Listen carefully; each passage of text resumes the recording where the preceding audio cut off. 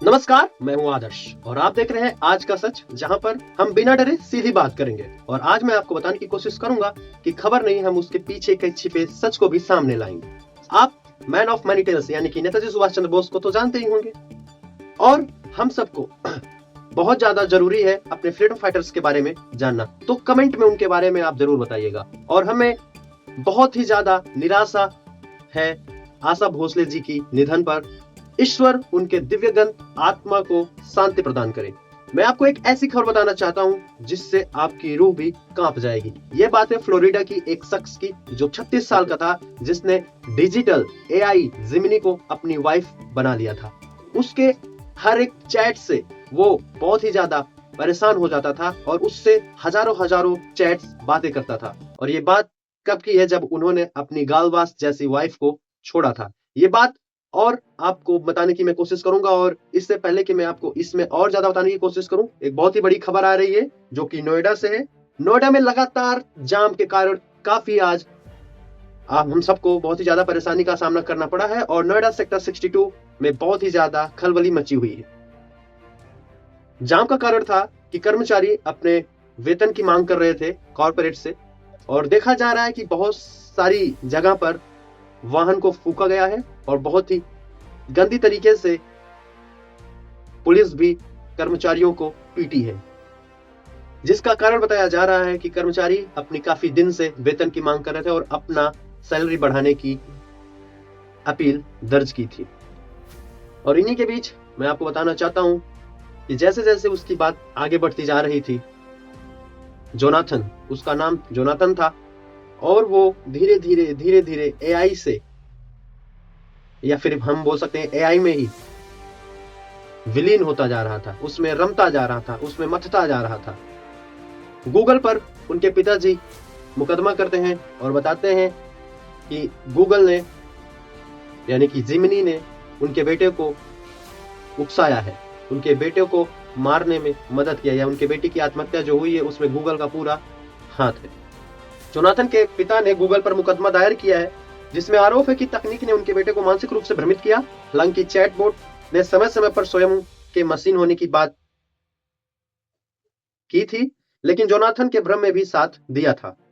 जांच के दौरान पाया गया कि कुछ ही हफ्तों में उन्होंने एआई के साथ 4700 से अधिक बार बातचीत की। अगस्त 2025 में जब उन्होंने निरंतर बातचीत शुरू की तो एक ही दिन में संदेशों की संख्या 1000 के पार पहुंच गई थी।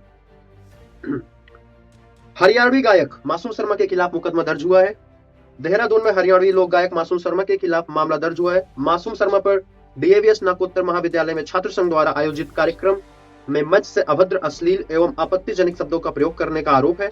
एसपी सिटी प्रमोद कुमार ने बताया कि सोशल मीडिया पर वीडियो अब सामने आए हैं और वही सत्यम शिवम छात्र का संगठन के छात्र प्रतिनिधि प्रांचल नैनी ने मासूम के खिलाफ तहरीर दी है। लोक गायक मासूम के खिलाफ कोतवाली दलनवाला में मामला दर्ज किया गया है।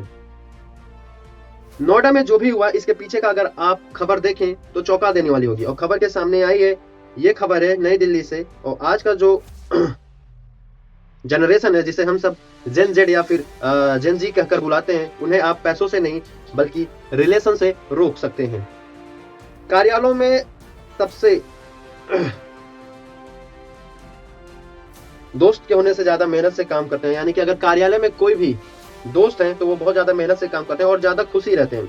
कई जनजी कर्मचारी ऐसे जन नौकरियों में बने हुए हैं जो उन्हें संतुष्टि नहीं देती, लेकिन ऑफिस के दोस्त उन्हें भावनात्मक सहारा देते हैं और फिर नौकरी छोड़ना उन्हें जरूरी नहीं लगता। वे दोस्त की वजह से अपनी नौकरी में जरूरत से ज्यादा समय तक टिके रहते हैं और ऑफिस में बेस्ट फ्रेंड के होने से ज्यादा मेहनत से काम करते हैं और खुश रहते हैं। और हाँ, जेनजी को कमाई से ज्यादा दोस्ती प्यारी होती है। मैं आपको अभी जो बता रहा था कि नोएडा में जो लफड़ा हुआ है, और इन्हीं के बीच में बताया जा रहा है कि वेतन वृद्धि मांग कर रहे श्रमिकों का प्रदर्शन सोमवार को हिंसक हो गया।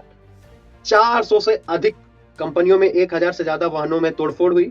60 आरोपियों को पुलिस ने गिरफ्तार किया है, 250 को हिरासत में ले लिया है। हालांकि उत्तर प्रदेश के मुख्यमंत्री योगी आदित्यनाथ जी के बयान सामने आए। यूपी सरकार श्रमिकों के साथ, उनका कहना था कि यूपी सरकार श्रमिकों के साथ है और उद्यमियों को पूरी सुरक्षा देगी। सरकार चाहती है कि सुनिश्चित करेगी कि सभी श्रमिकों को उचित मानदेय दिया जाए। एक वक्त था जब हम सब गांव में विमान को काफी देर तक देखा करते थे, और ये घटना है आइसलैंड की, जब यात्रियों से भरे विमान से किया लो फ्लाई स्टैंड और पेड़ों के पास पहुंचा। शहर में दहशत, एयरलाइन में भी मच गया हड़कंप। विदाई पर कोई गुलदस्ता लेता है तो कोई पार्टी देता है, लेकिन एक पायलट ने तो सीधा 200 यात्रियों की जान ही दांव पर लगा दी। रिटायरमेंट की आखिरी उड़ान पर निकले एक कैप्टन ने जज्बात में आकर नियमों की ऐसी क्रैश लैंडिंग कराई कि पूरा आइसलैंड सन्न रह गया। अपने बचपन के घर की करीब से देखने की चाहत में उसने यात्रियों से भरे विमान से लो फ्लाइट स्टंट कराया। 200 टन भारी यह विमान छतों और पेड़ों से बस कुछ ही फीट दूरी पर था। उनका यह कारनामा अब उन्हें सलाखों के पीछे पहुंचाने की तैयारी कर रहा है। दरअसल यह कोई तकनीकी खराबी नहीं, बल्कि एक पायलट का अपने करियर को भव्य विदाई देने का तरीका था। विमान को उन्होंने महज 100 मीटर की ऊंचाई तक नीचे झुका दिया और जमीन पर मौजूदा लोगों ने जब इस भीमकाय विमान को पहाड़ियों और मकानों के इतने करीब देखा तो वहां चीख पुकार मच गई। शोर और कंपन इतना तेज था कि घरों की खिड़कियां थरथराने लगी। एयरलाइन ने इसे सुरक्षा का गंभीर उल्लंघन मानते हुए तुरंत पुलिस में रिपोर्ट दर्ज करा दी।